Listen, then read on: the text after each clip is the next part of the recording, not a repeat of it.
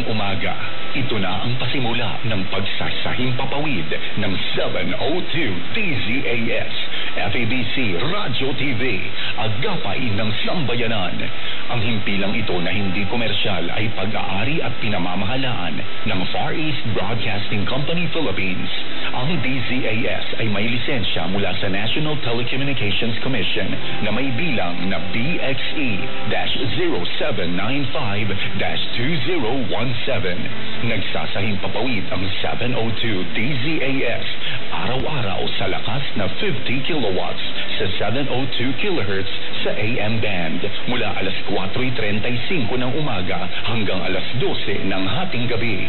Ang mga studio nito ay nasa One Corporate Center, 46th floor, Doña Julia Vargas Avenue, corner Meralco Avenue, Ortigas, Pasig City. At ang transmitter naman ay nasa Bukawe, Bulacan. Ang 702 DZAS ay nasa ilalim ng pangangalagang teknikal ng mga FEBC personnel na lisensyado ng National Telecommunications Commission at ng Professional Regulation Commission. Electronics and Communications Engineer Joaquin Aliga Jr., ECE number 0011597. At First Class Radio Operators Elizalde Aramay, NTC number 17-1PNCR-268486. Eduardo Balyad, NTC number 97-1-PHN-19888. Rafael Barduquillo, NTC number 14-1-PNCR-26670. George Cristobal, NTC number 16-1-PNCR-26841. Raymundo Cristobal, NTC number 01-PHN-23193.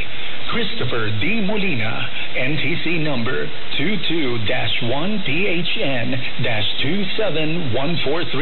At JVC Tabwa, NTC number 15-1PNCR-26813. Ito ang inyong mga kaagapay sa 702 DZAS, FEBC Radio TV, agapay ng sambayanan.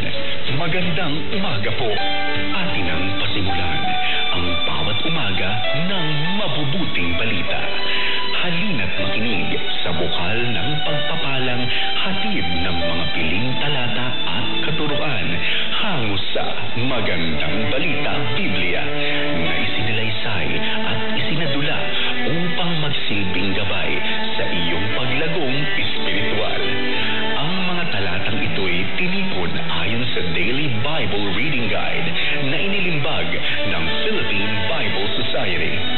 Sundan at subaybayan araw-araw upang makumpleto ang pagninilay sa salita ng Diyos sa loob ng isang taon. Halina at ating tuklasin ang magandang balita. Narito ang magandang balita ngayong araw ng Huwebes at 30 ng Enero. Exodo, chapter 39 to 40. Ginawa nila ang kasuotan ni Aaron ayon sa iniutos ni Yahweh kay Moises. Lanang kulay asul, kulay ube at pula ang ginamit nila sa kasuotan ng mga pari. Mainam na lino, lanang kulay asul, kulay ube at kulay pula ang ginamit nila sa ephod.